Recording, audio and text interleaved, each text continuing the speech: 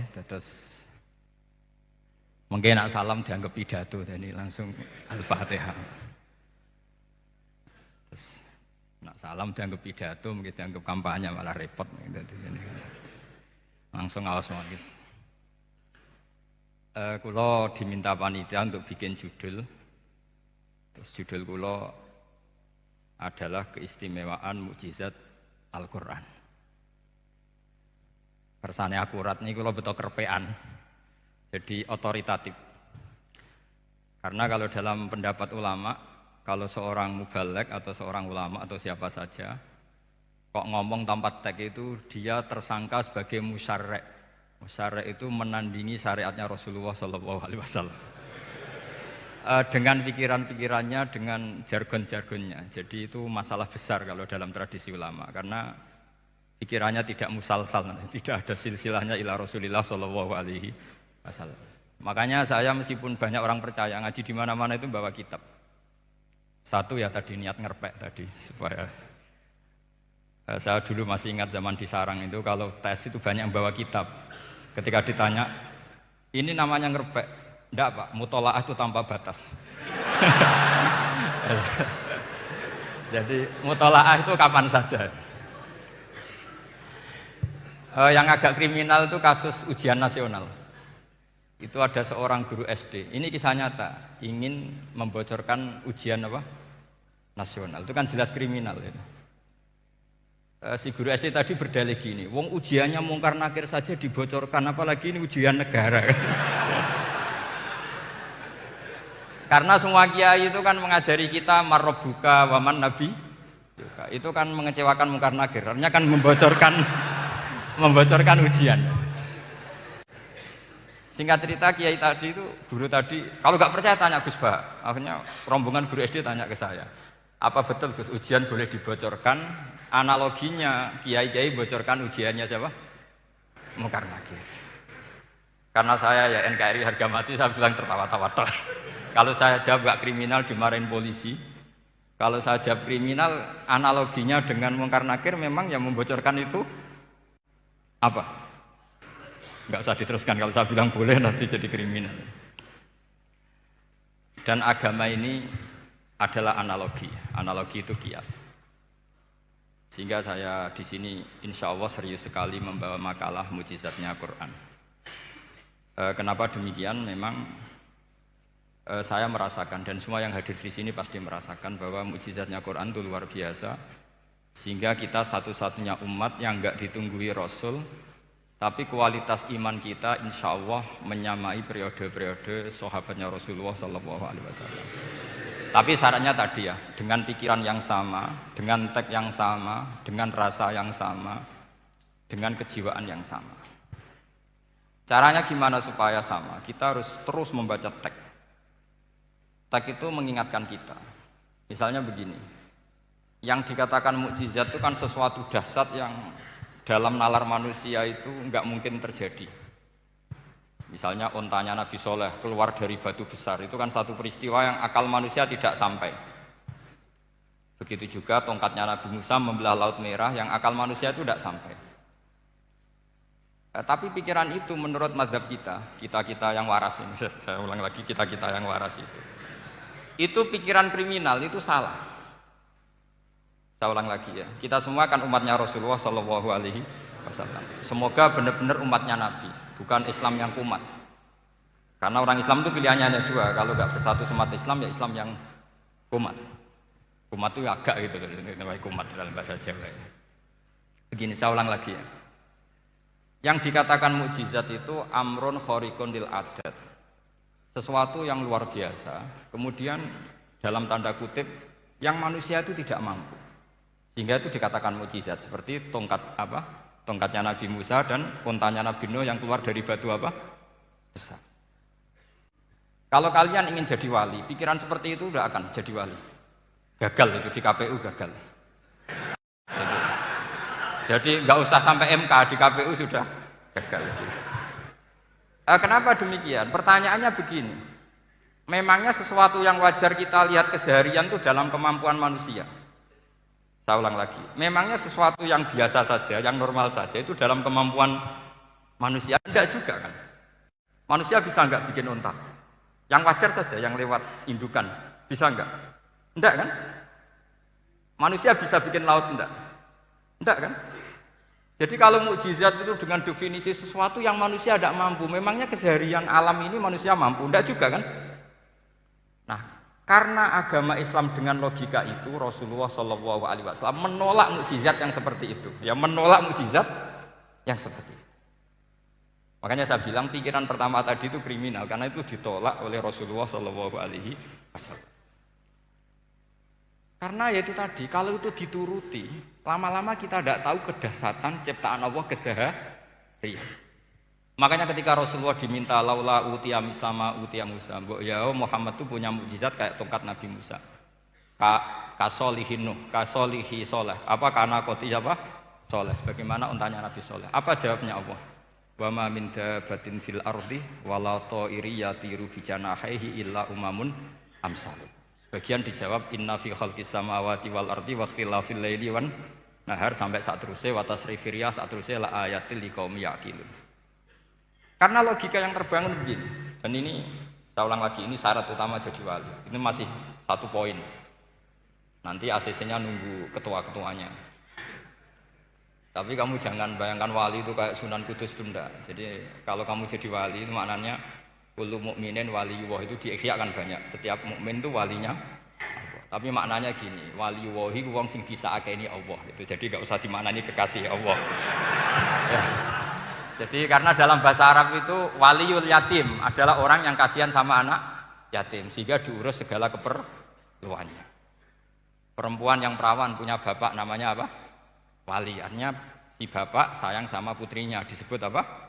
Wali. Jadi nanti kalau kamu jadi wali dengan makna yang tadi kullu mukminin waliyullah. Setiap mukmin adalah orang yang dikasihani Allah. Dan insya Allah semua kita masuk, paham ya? Ya, enggak wali songo itu baru maknanya waliyullah sing disayang Allah. Kayaknya kita belum daftar yang ke situ nanti itu. Ada urutannya. Saya ulang lagi ya. Kalau kita mengakui kudrohnya Allah nunggu mukjizat, yaitu nunggu tongkatnya Nabi Musa membelah Laut Merah, nunggu ada unta keluar dari batu. Maka itu kecelakaan besar dalam tauhid, kecelakaan besar dalam kesaksian kudratullah. Kenapa? Karena alam yang kita lihat keseharian juga tidak dalam kemampuan kita. Alam yang kita lihat keseharian juga tidak dalam kemampuan kita. Misalnya begini, kalau kamu melihat nyamuk, itu pertama Quran turun tentang nyamuk, itu orang munafik komentar, wah Tuhannya Muhammad kurangan stok, sampai contoh saja hanya seekor nyamuk. Tapi apa kata Allah? Innallaha la yastahi ayyadriba masalam ma ba'udatan fama fawqa. Nyamuk itu bukan sekedar kecilnya. Tidak usah kamu bikin nyamuk yang ada nyawanya, itu terlalu sulit. Sampean semua tak suruh bikin patungnya nyamuk. Gampang mana bikin patung nyamuk sama gajah? Tidak usah dikasih nyawa. Terus cari tatahnya itu dari mana, orang Jepara pun tidak akan bisa. Belum nanti bentuk alat kelaminnya, belum nanti uratnya alat kelamin, belum nanti punya jantung, jantung punya urat, jantungnya nyamuk juga punya kuman, kumannya juga punya organ tubuhnya punya urat. Apa itu tidak lebih dahsyat ketimbang tontonan mukjizat yang diperagakan para nabi-nabi sebelum Rasulullah Shallallahu Alaihi Wasallam? Maka sebetulnya ketika Quran saya katakan mukjizat ila yaumil qiyamah adalah pertunjukan Allah bikin nyamuk. Innallaha la yastahi ayyadriba mathalam ma ba'ud. Itu bagi orang alim percontohan nyamuk itu lebih dahsyat ketimbang percontohan mukjizat Nabi Musa membelah Laut Merah. Juga lebih dahsyat ketimbang pertunjukan Nabi Soleh ketika mengeluarkan unta dari apa? Batu. Dong, jelas nih. Maka umat Rasulullah terutama ulamanya harus ngomong seperti ini terus. Dengan cerita seperti ini maka Quran jauh lebih dahsyat. Makanya mukjizatnya Quran tanpa apa batas. Jelas ya. Makanya kita harus bertobat secara masif, mengatakan kedahsyatan adalah nunggu sesuatu yang khariqun lil adat. Bahwa yang kita lihat keseharian adalah semua di luar kemampuan kita. Lah kita ini kan keliru, yaitu tadi, wah unta keluar dari apa? Batu. Laut Merah terbelah, ini dahsyat, manusia tidak akan mampu. Memangnya manusia pernah mampu bikin laut? Memangnya manusia pernah mampu bikin Nyamuk. Memangnya manusia pernah mampu bikin telur ayam? Karena keseharian seakan-akan ini tidak ayatnya Allah Ta'ala. Itu kebodohan. Makanya tidak mungkin jadi wali. Yang jenis seperti ini ya kan jadi wali. Sama tenang saja, nanti saya paling nggak sampai 1 jam karena saya tidak biasa ngaji umum. Saya mau itu karena hormati bapak saya, karena buyut saya itu orang Damaran, namanya Mbak Hafsah. Hafsah binti Maksum bin Soleh bin Asnawi Sepuh. Jadi saya ini ya turunan asli orang Kudus. Jadi saya datang tidak dalam rangka hormat jenengan, hormat bapak saya sendiri sebetulnya. Jadi jenengan tidak punya hak adami sama saya, karena saya datang tuh hormat bapak saya. Tapi saya ingin melatih iman yang benar. Saya ulang lagi, saya ingin melatih iman yang benar, karena ini penting. Sehingga Allah cara menjelaskan iman itu aja inna fi khalqis samawati wal ardi. Kamu lihat saja langit dan bumi. Seterusnya sampai waqtil laili wan nahar, sampai wal fulkil lati tajri fil bahri, terus sampai wa tasrifir riyah. Ini semua tontonan yang kita lihat semuanya di luar kemampuan kita. Itu tadi contoh paling gampang nyamuk, kayak apa? Apapun profesornya seseorang, apa bisa bikin nyamuk? Tidak usah yang bernyawa, patungnya saja. Coba nyamuk itu punya organ tubuh enggak? Punya. Organnya ada kumannya enggak? Ada.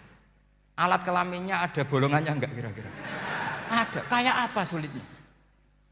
Jadi andaikan saya ke umatnya Nabi Musa terus bengkei lah sama Nabi Musa, ini gue, Nabi Musa keren, punya tongkat. Saya akan bilang Rasulullah lebih keren karena punya Quran.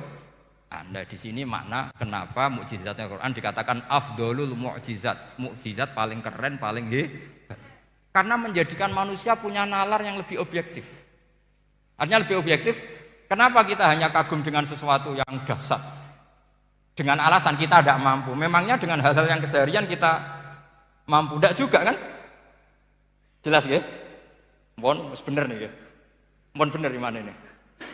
Mohon gini malam selai didandani bareng-bareng. Mohon bener ya? Sehingga iman di era Rasulullah SAW itu gak lagi butuh sesuatu yang khariqun lil. Kedua pertimbangannya Rasulullah Muhammad SAW, mukjizat yang khariqun lil adat itu resikonya lebih tinggi untuk tidak abadi. Nanti saya bacakan takbirnya. Misalnya tongkatnya Nabi Musa itu hanya disaksikan oleh orang yang di era itu. Itu pun yang kebetulan menyaksikan. Saya ulang lagi ya.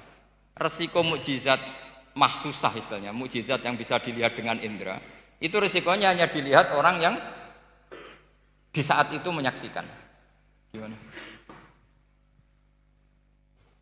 Ini prosedur. Gaul nih. Ngangge peci, mboten. Terus gimana? Oke. Saya teruskan lagi ya. Niki mau normal nih. Mboten kebanteran nih. Mboten kebanteran nih. Saya ulang lagi ya.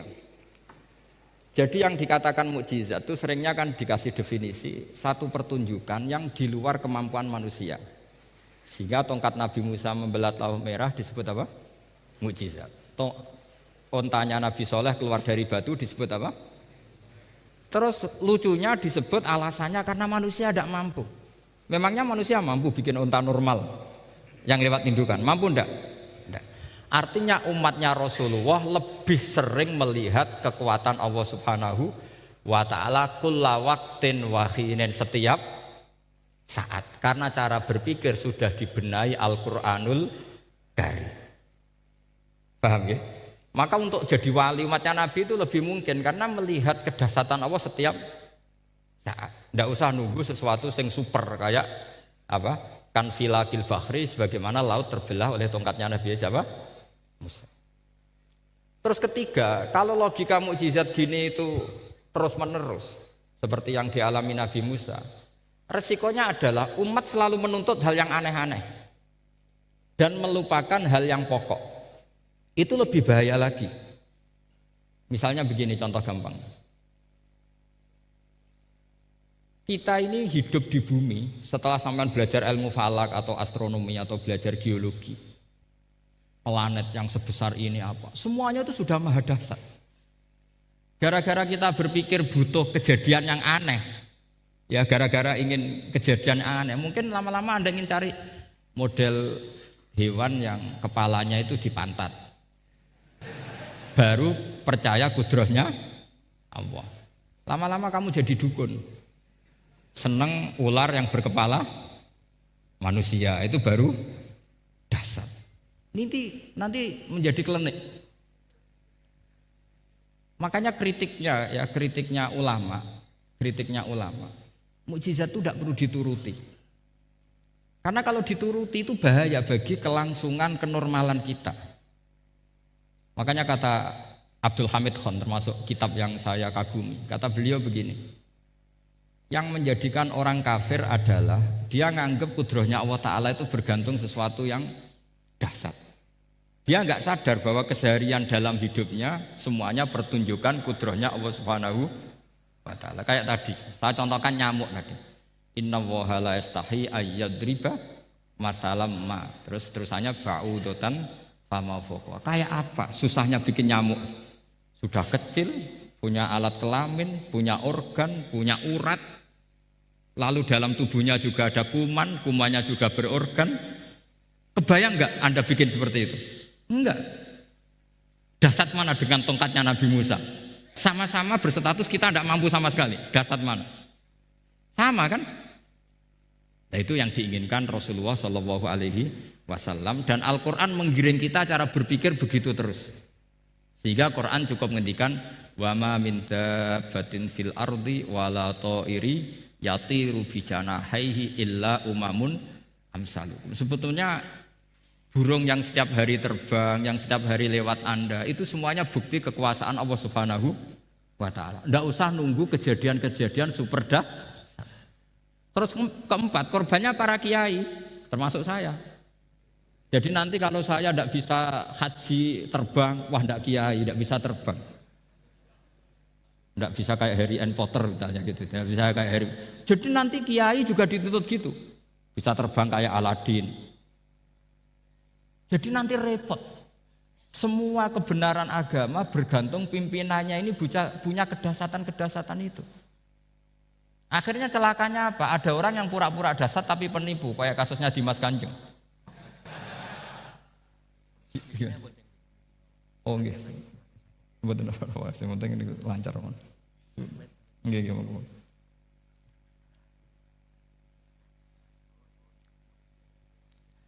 Jadi makanya nanti itu saya akan memberi penjelasan tentang apa? Mukjizatnya Al-Qur'an, kenapa disebut mukjizat paling dasar. Ini saya bacakan tag pokoknya ya supaya sampean tahu. Ini tabaruk sama Imam Bukhari ya. Redaksi yang diriwayatkan Imam Bukhari, qala Nabi sallallahu alaihi wasallam. Ini ikut kitab Fadhailil Quran. Ma minal anbiya'i nabiyyun illa u'tiya minal ayat ma misluhu amana alaihil bashar. Wa inna ma kana alladhi utituhu wahyan awhahu wa ilayya fa arju an akuna aktsarahum tabi'an yaumal qiyamah. Jadi semua nabi punya mukjizat, yang lewat mukjizat itu orang dipaksa iman. Karena dahsyat tadi. Saking dahsyatnya terus cocok tidak cocok itu percaya. Tapi kata Rasulullah, mukjizat saya itu berupa wahyu yaitu Al-Qur'an, dan saya berharap dengan mukjizat itu saya adalah nabi paling banyak pengaruhnya yaumal kiamah, maknanya paling banyak orang yang iman. Terus di sini dikomentari oleh sarehnya ya, oleh penyarahnya yaitu Ibnu Hajar Al-Asqalani. Ya saya baca Arabnya saja. Sama harus pura-pura paham jadi keren. Jangan minta saya terjemah nanti harus pura-pura paham. Bagus kok, mantas sabah fi qaumin fa huwa minhum. Jadi bergaya orang kaya ya dikira apa? Kaya, bergaya ulama ya dikira apa? Ulama. Nanti bergaya wali juga dikira wali. Saya baca ya, ini luar biasa menurut saya. Al makna annal mu'jizati al madiyata kanat khissiyatan tusyahadu bil absor kana qoti soleh wa asa Musa. Wa mu'jizatul Qur'ani tusyahadu bil basirah. Jadi kayak tadi, kedasatan tongkat Musa itu karena apa? Laut kok bisa dibelah sebuah tongkat? Itu aneh. Kalau maknanya aneh adalah di luar kemampuan manusia, nyamuk lebih aneh. Kayak apa susahnya bikin organ apa? Nyamuk yang sekecil itu. Artinya bedanya apa? Tongkatnya Nabi Musa dengan pertunjukan nyamuk yang sama-sama mengarah satu titik, yaitu mengakui absolutisme kudrahnya Allah Subhanahu. Sama ndak? Sama. Sehingga umatnya Rasulullah tidak perlu ditunggoni mukjizat simsalabim. Cukup penalaran akal. Ini namanya basirah apa? Basirah. Ya jelas ya. Mohon sampean ra usah kepen roh tongkatnya Nabi Musa toh. Cekap melihat apa? Nyamuk. Ya sudah bagus, sudah maju, sudah keren. Ya jelas ya. Li'annal ladzi yusyahadu bi'ainir ra'si yang qaridu bingkiradi musyahidihi walladzi yusyahadu bi'ainil aqli baqin yusyahiduhu kullu man jaa ba'dal awali mustamirron.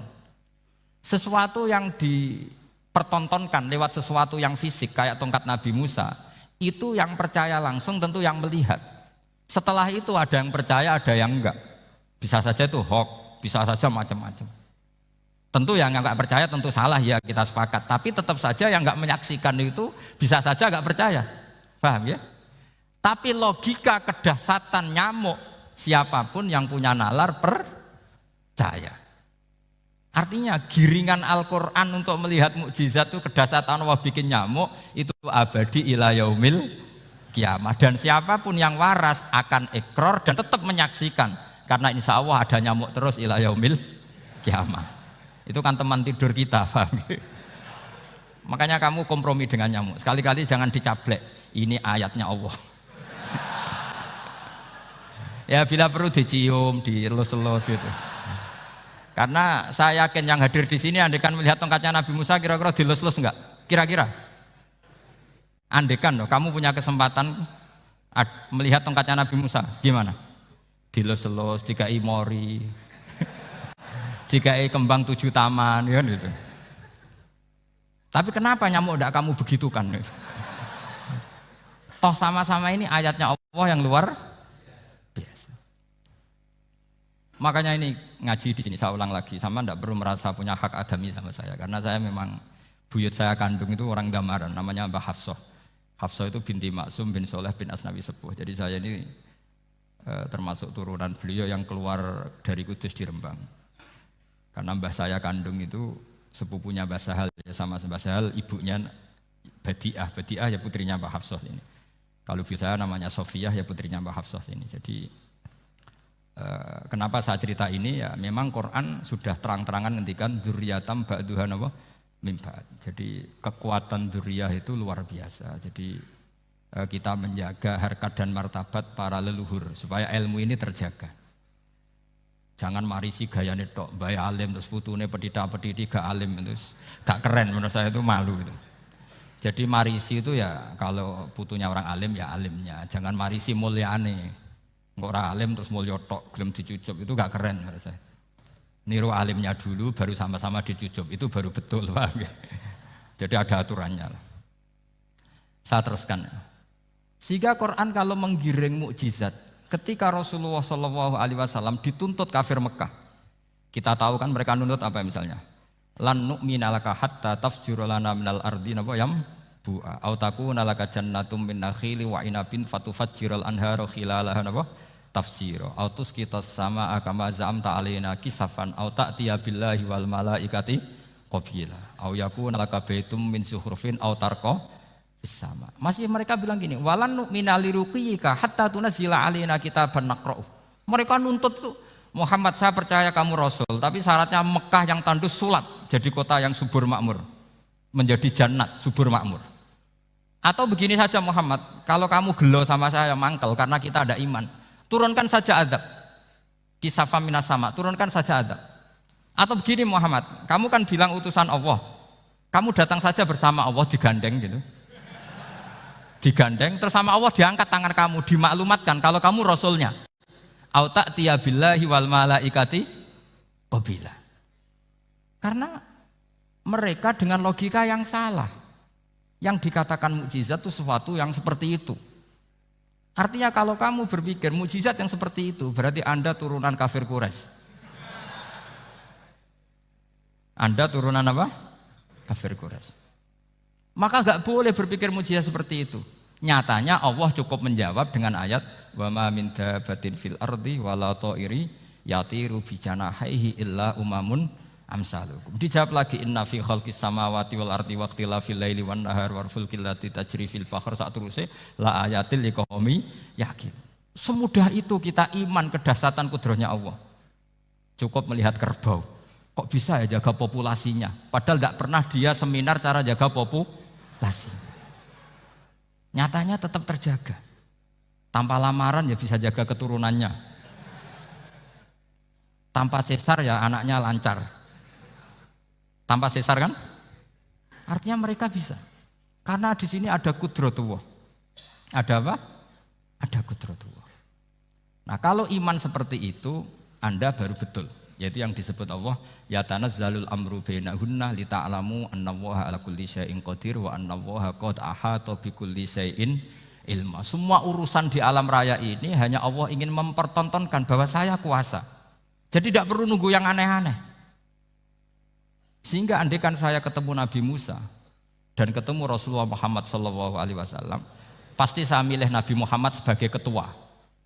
Karena Nabi Muhammad yang bikin sarana iman dengan sarana yang seluas-luasnya dan sarana ini tidak habis dan ada di mana saja, yaitu sarana ikrar bahwa Allah kudroh dan kudrohnya tanpa batas. Nabi bikin sarana apa saja, melihat langit, bumi, lautan, nyamuk, hewan, semuanya sarana untuk ikrar kudrohnya Allah Subhanahu wa ta'ala. Sementara Nabi Musa mempertontonkan hanya nunggu mukjizat sing khariqun lil adat. Paham ya? Makanya wajar kalau Nabi bergelar Afdolul Ambiya Sayyidul Awalin wal Akhirin. Karena memang lebih efektif cara menggiring supaya orang iman. Sekarang sudah tahu kenapa Nabi jadi Sayyidul Awalin wal Akhirin? Sudah ya? Mungkin kemarin-kemarin tahu tapi gak tahu logikanya. Pokok iman. Selewat kiai musola ngaji iman. Itu iman yang kurang betul itu. Karena tanpa nadzor. Itu namanya taklid yang statusnya mukhtalaf alaih, masih disidangkan di MK, paham ya? Iman. Jadi iman taklid itu iman yang masih disidangkan oleh para ulama. Ada hakim yang bilang sah, ada hakim bilang tidak sah. Tanya anak-anak Qudsiyah. Imanul muqallid itu mukhtalaf alaih apa mujma' alaih? Mukhtalaf alaih. Kalau imanu ahli nazar mujma' alaih. Insyaallah barokahnya ngaji ini semuanya min ahli nazar, apa? Min ahlin, jangan amin sudah jadi ini sudah jadi ini. Kalau amin kan masih berdoa, bisa makbul bisa ndak boleh iman kok. Ayo iman kepada Allah dan Rasul, amin, ndak boleh. Sesuatu yang pasti ndak boleh diamini, itu kan jadi kacau nanti. Harus bilang apa? Sami'na wa ta'na. Nanti lama-lama kamu disuruh Allah, ayo sholat, amin. Ndak boleh, jadi amin itu ada itu. Ada aturannya. Tapi bukan berarti saya nyalahkan jenengan enggak. Ya memang salah gitu. Jadi kan. Ya usah saya memang statusnya salah. Ya saya ulang lagi ya. Berarti Rasulullah adalah Rasul yang sukses membuat sarana orang kembali ke Allah, mengakui kudrohnya Allah dengan sarana apa saja. Melihat rumput, melihat hewan, dan hewan itu ya apa saja. Dabah itu apa saja. Hewan yang melata di bumi apa saja, semua bukti kudrohnya Allah. Bahkan Rasulullah sukses membiarkan umatnya enggak ditunggui beliau tetap iman. Mergo ditunggui konsep sing super ngene kok Al-Qur'anul Karim. Jelas ya? Tapi caranya memahami ya seperti yang saya terangkan ini. Ya saya baca lagi ya yang jadi annal mu'jizati pakai jama' muannas salim, annal mu'jizati al-madiyata, mukjizat-mukjizat yang sudah kelewat itu kanat khisiatan, bersifat fisik. Tusyahadu bil absor, hanya bisa dilihat dengan mata kepala. Karena qoti soleh wa asa Musa. Wa mu'jizatul Qur'ani tusyahadu bil basirah. Sementara mukjizatnya Quran disaksikan dengan mata hati dan setiap orang punya mata hati. Fayakunu man yattabi'uhu li ajliha aksar. Li anna alladhi yusyahadu bi ainir ra'si yang qaridu bingkiradi musyahidihi. Walladhi yusyahadu bi ainil aqli baqin yusyahiduhu kullu man jaa ba'dal awal mustamirron.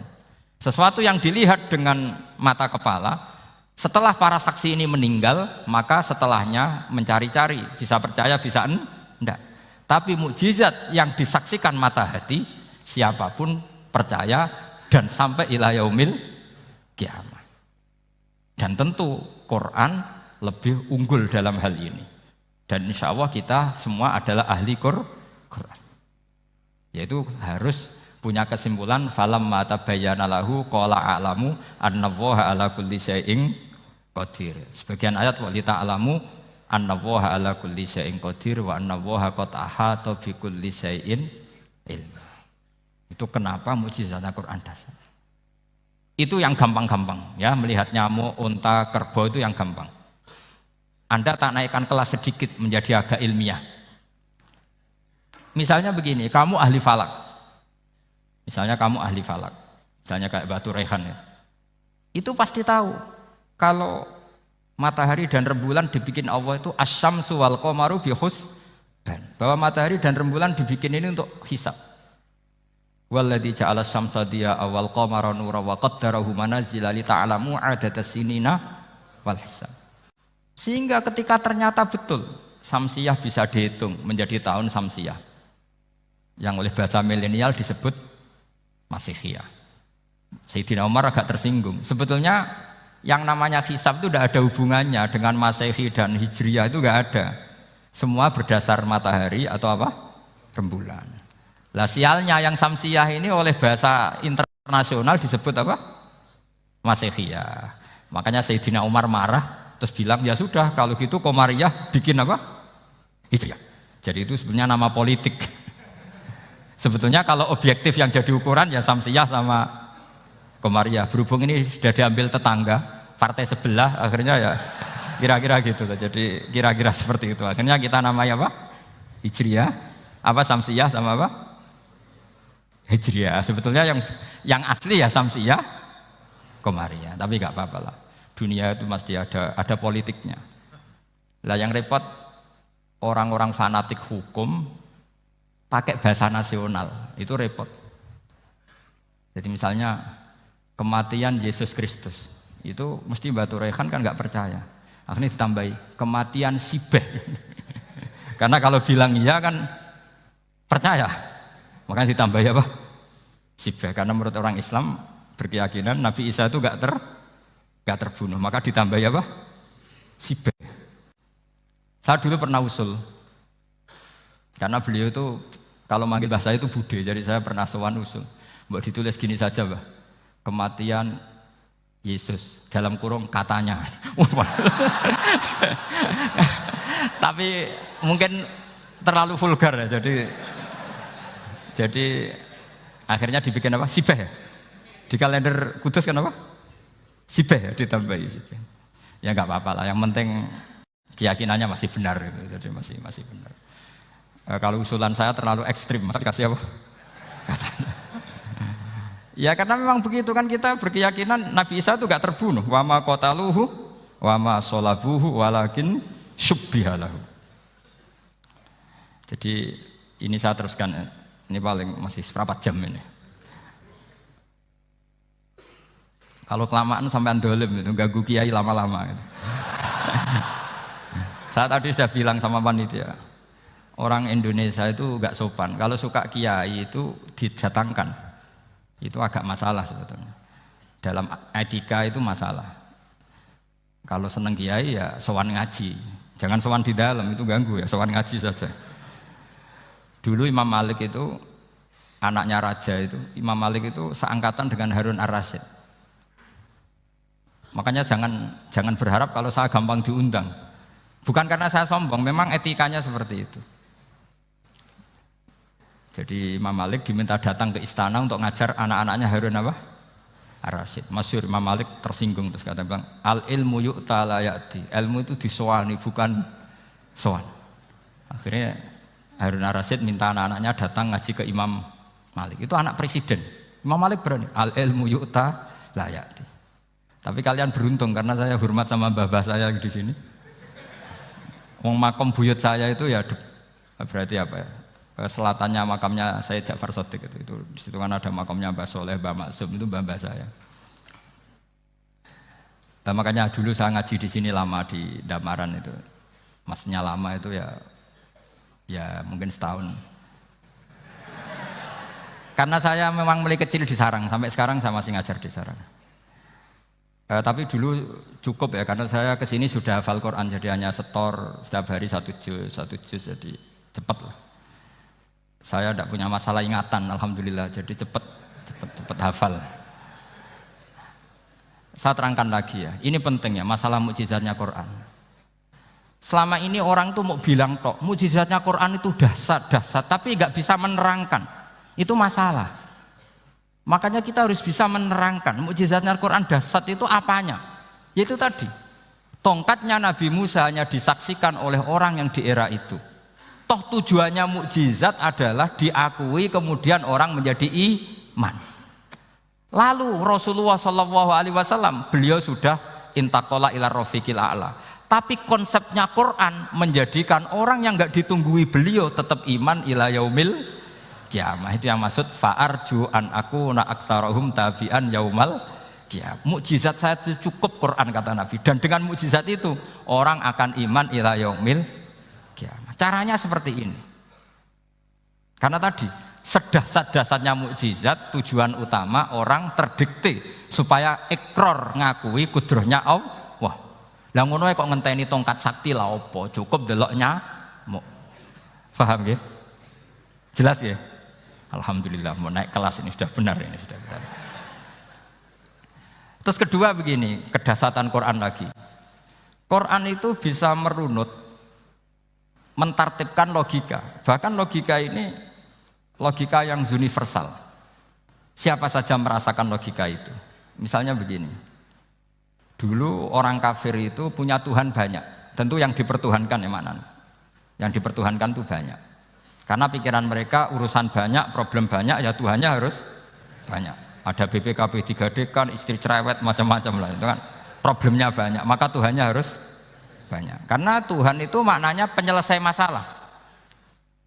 Sehingga kalau masalahnya banyak, Tuhan harus banyak. Ketika Rasulullah membawa konsep satu Tuhan, mereka janggal. Makanya mereka bilang, aja'alal alihata ilaha wahida inna hadza lasyai'un ujab. Masa Tuhan satu? Ini aneh, nggak bisa. Tuhan harus banyak, karena masalah kita banyak. Itu terpatri, di otak mereka terpatri. Lalu Nabi dengan santai diajari Allah menerangkan. Andaikan kalian punya majikan banyak dan perintahnya beda-beda, kamu suka enggak? Ya enggak suka, Mat, enggak enak. Punya majikan banyak itu udah enak. Milih mana majikan banyak sama satu? Satu aja, Mat. Tuhan kamu adalah majikan kamu. Kalau banyak kamu bingung.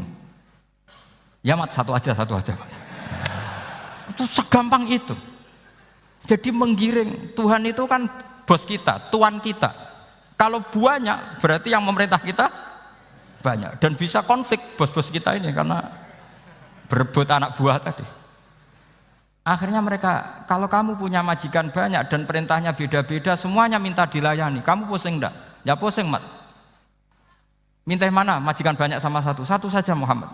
Ya Tuhan kamu adalah atasan kamu, maka harus satu. Mereka paham. Oke, Mat, Tuhan satu.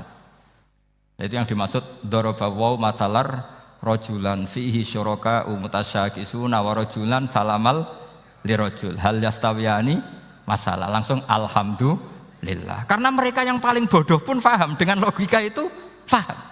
Kalau Tuhan banyak, perintahnya banyak, kita repot. Maka Allah bikin satu masalan, yaitu rojulan fihi syuraka umutasyakisuna wa rojulan salamal lirojul. Satu lelaki, satu bos, satu perintah. Kayak apa mudahnya Allah.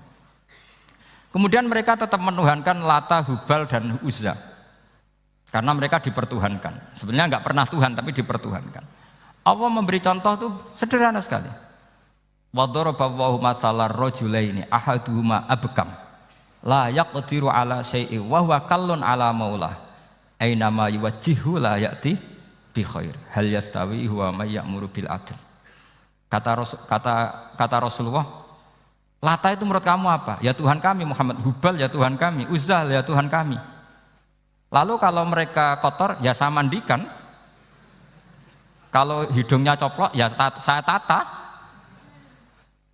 Terus kata Rasulullah begini, Kamu mau enggak punya budak atau pembantu yang buta, tuli, bisu? Kamu mau enggak punya pembantu? Pembantu loh ya, pembantu itu budak zaman dulu. Kamu mau enggak punya pembantu yang buta, yang tuli, yang bisu? Wah gak doyan mat, ngopo pembantu ngono? Lah pembantu saja kamu enggak mau yang gitu kok malah punya bos begitu? Orang yang tuli, yang bisu, yang kopok, jadi pembantu saja enggak layak kok malah jadi pangeran. Paham ya? Arca dan berhala itu kan nggak bisa apa-apa. Kamu mau gaji ngasih THR pembantu yang kopok, bisu, picek, mau? Wong jadi pembantu saja nggak sah kok mau jadi apa? Tuhan atau jadi majikan. Jadi Allah bikin contoh gampang sekali. Wadaraba masalah rajulain ahaduma abkam la yaqdiru ala shay'in, nggak bisa apa saja. Wa wakallun amala maulah, anane ngrepoti tok. Nama yuwajjihu la yati bi khair. Mudah sekali. Akhirnya mereka berbondong-bondong iman karena logikanya ditata oleh logika Al-Qur'an. Makanya agama ini sebenarnya enggak pernah datang dengan kekerasan, itu enggak pernah. Bil hujjah, dengan argumentasi. Itu disebut qul falillahil hujjatul balighah. Nah, sekarang orang rapati soal argumentasi, senengane neror. Nah, itu rapati ngaji. Sebenarnya agama ini mudah, ad-dinu yusrun, agama ini mudah, logikanya gampang. Untuk tidak menuhankan Yesus atau Isa, Quran juga datang dengan penjelasan yang enggak jelimet, yang gampang saja. Kata Allah, mal masihu ibnu maryam illa rasul qad khalas min qablihir rusul wa ummuhu siddiqah kana yakulanit. Kok arani pangeran piye? Nek mangan ya lesu. Kamu kebayang enggak misalnya punya Tuhan terus mbok gratisi pas marung. Terus kamu bangga, alhamdulillah tadi habis ngurasi Tuhan. Tadi kelihatannya kelaparan, tak gratisi, senangnya bukan main. Kamu mau punya Tuhan yang seperti itu? Mau? Enggak mau kan? Allah menjelaskan karena yakulanit kuduyan sego, artinya nak orang mangan yo lemes. Pas kamu minta ternyata Tuhannya baru lemes. Jadi Quran itu tidak sinis enggak, tapi menggiring logika bahwa ini tidak mungkin Tuhan. Wong kana ya kulanit. Gampang kan? Itu gampang. Gampang sekali, logika Quran itu gampang sekali. Dan masalahnya kita sekarang tidak mengkaji Quran yang sisi ini. Ya termasuk kritik kita ya, tapi ya sudahlah, ini dunia ya macam-macam. Ono sing ngaramno lomba, ono sing mendukung lomba, macam-macam. Saya tidak dalam posisi mendukung dan menolak. Saya 0-0, jadi tidak ke kanan, tidak ke kiri dalam konteks tadi. Karena ya sudahlah, itu sudah takdir, semuanya takdir. Ada yang setuju lomba, ada yang mengharamkan apa? Lomba. Tapi sebetulnya kalau kita berpikir Quran diturunkan ya untuk yang saya terangkan ini, menjaga logika agama al-hujjah al-balighah ila yaumil kiamah. Karena kita tidak perlu tongkat lagi Nabi Musa, enggak perlu ontanya Nabi Soleh. Cukup dikawal aturan-aturan iman yang cukup mudah dan kita temukan di mana saja ayat-ayat itu. Yaitu wa ma min dabatin fil ardi wala ta'iri yatiru bi janahihi illa umamun amsalukum, atau inna fi khalqis samawati wal ardi, dan seterusnya. Dan cara berpikir gimana Gus? Gampang tadi.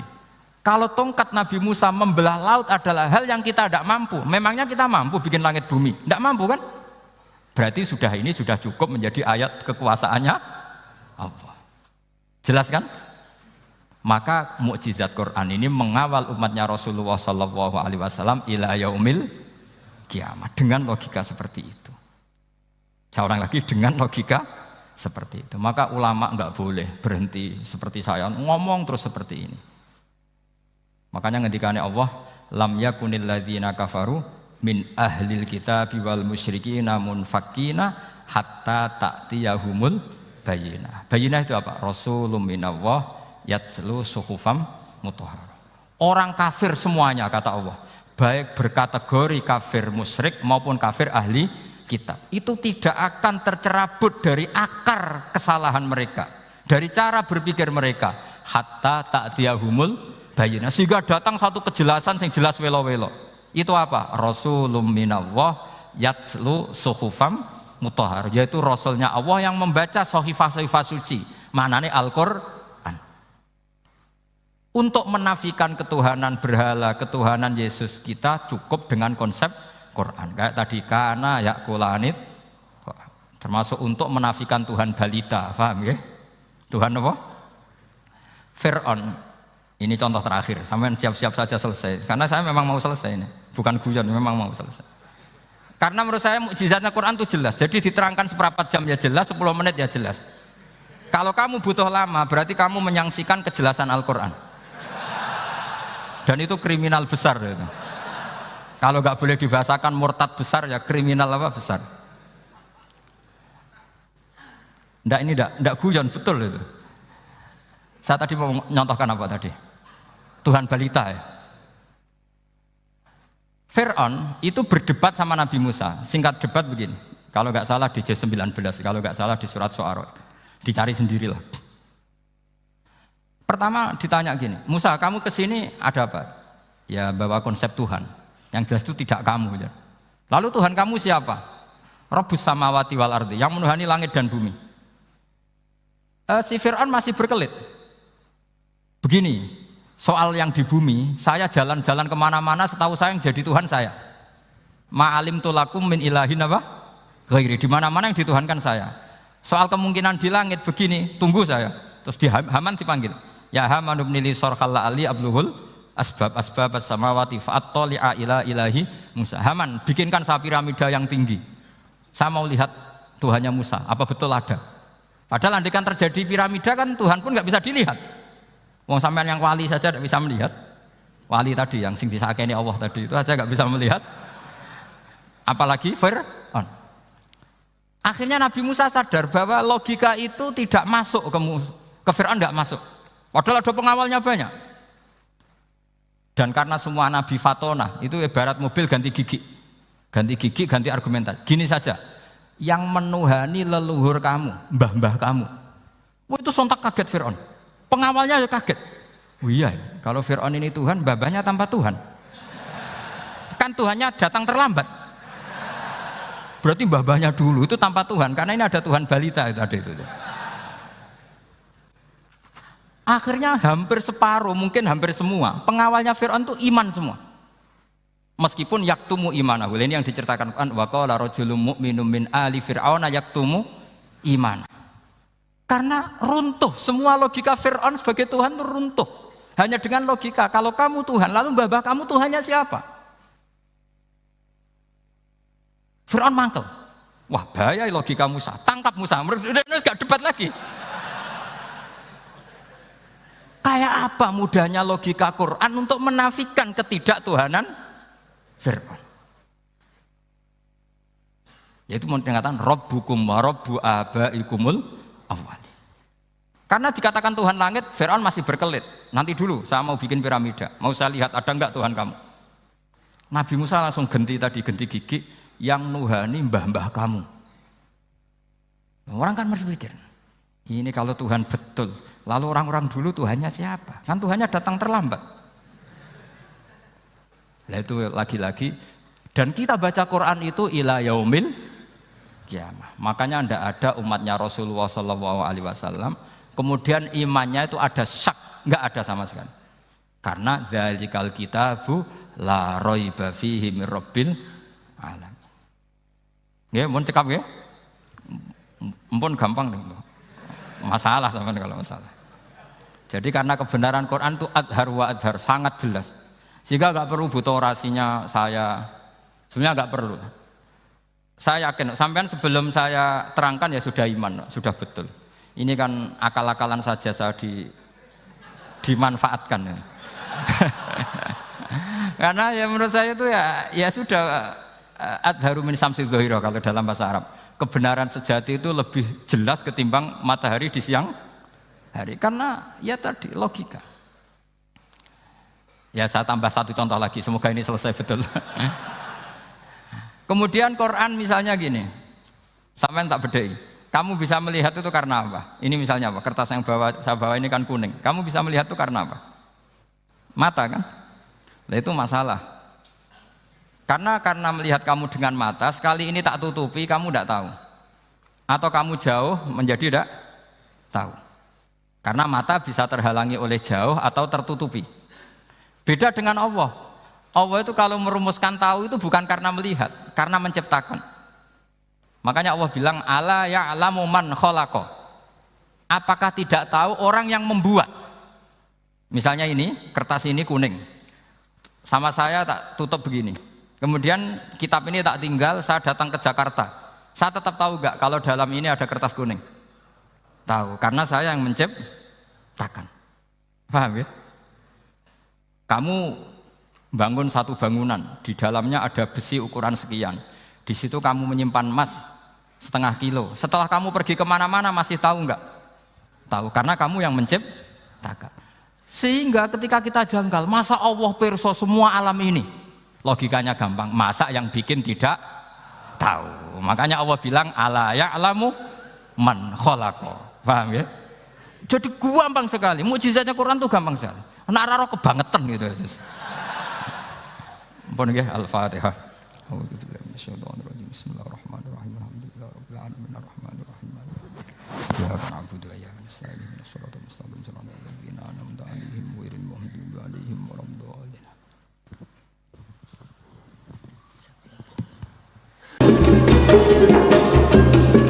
Thank you.